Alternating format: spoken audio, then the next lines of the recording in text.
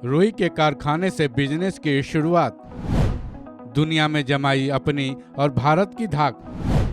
कौन थे वो शख्स जिन्होंने इंडिया को दिया था बिजनेस का ज्ञान? टाटा ग्रुप, जिसकी आज भारत ही नहीं बल्कि पूरी दुनिया में धाक है। कहते हैं टाटा ही एक वो कंपनी है जो सुई से लेकर जहाज तक बनाती है। इस कंपनी के बारे में ये भी कहा जाता है कि भारत ने सबसे पहले मेड इन इंडिया का कॉन्सेप्ट इसी के जरिए सुना था। इस कंपनी ने भले ही कई उतार चढ़ाव देखे होंगे, लेकिन इसकी नींव डालने वाले को ना तो देश और ना ही दुनिया भुला सकती है।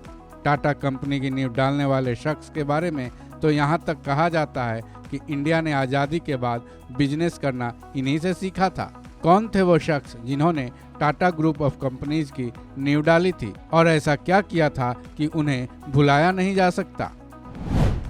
इंडियन कॉरपोरेट के भीष्म पितामह। इन्हें इंडियन कॉरपोरेट का भीष्म पितामह भी कहा जाता है। इनका नाम जमशेद जी टाटा है, लेकिन इनका पूरा नाम जमशेद जी नुसेरवान टाटा है। टाटा कंपनी का नाम इन्होंने अपने नाम पर ही रखा था। 1868 में जमशेद जी ने व्यापार की दुनिया में कदम रखा था। उनके पिता नुसेरवान जी अपने परिवार के पहले शख्स थे जिन्होंने बिजनेस में हाथ जमाया था। अपने पिता के नक्शे कदम पर चलने का फैसला उन्होंने अपनी 14 साल की उम्र में ही कर लिया था। इसी सोच के साथ वो इतनी छोटी सी उम्र में ही अपने पिता के साथ मुंबई चले आए। वो अपने पिता के व्यापार में हाथ बटाते रहे, बिजनेस के गुर सीखते रहे। फिर 10 साल बाद उन्होंने खुद का पहला बिजनेस 1868 में शुरू किया। हालांकि वो तुरंत ही इंग्लैंड चले गए, जहां उन्होंने कपड़ों के व्यापार को खूब अच्छी तरह से सीखा और समझा। फिर 1869 में वो इंडिया वापस आए और अलेक्जेंड्रा मिल की नींव रखी। इसके लिए उन्होंने एक दिवालिया हो चुकी चिंचपोकली की तेल कंपनी को खरीदा। हालांकि उन्होंने अलेक्जेंड्रा मिल को 2 ही सालों में बेच दिया। कपड़ों का व्यापार। व्यापारियों के बीच उस वक्त नागपुर कपड़ा मिलों के लिए हॉट जगह होती थी।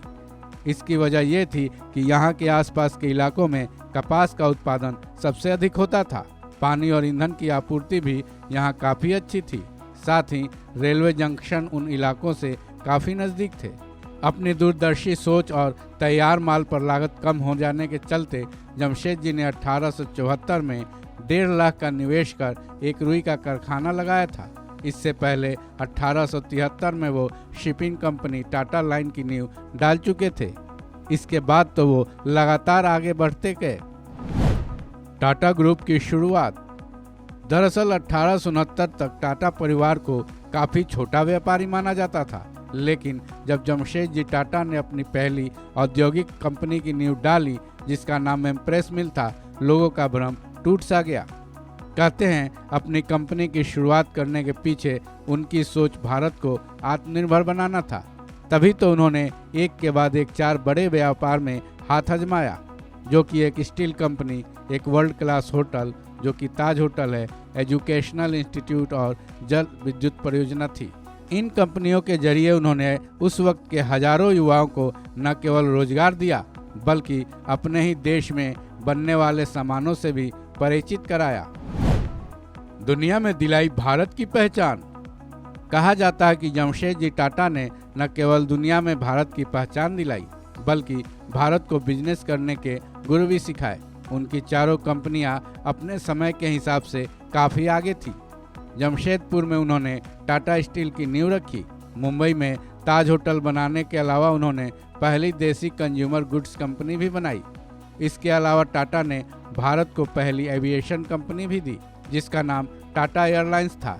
इसे ही अब एयर इंडिया के नाम से जाना जाता है। जहां तक आज की बात है, टाटा ग्रुप दुनिया के 100 से अधिक देशों में सक्रिय है। जिस कंपनी की जमशेद जी टाटा ने नींव रखी थी, उसके बिना आज की तारीख में इंडिया में व्यापार के बारे में शायद ही सोचा जा सके। इस खबर में इतना ही। बाकी अपडेट्स के लिए जुड़े रहिए वन इंडिया के साथ।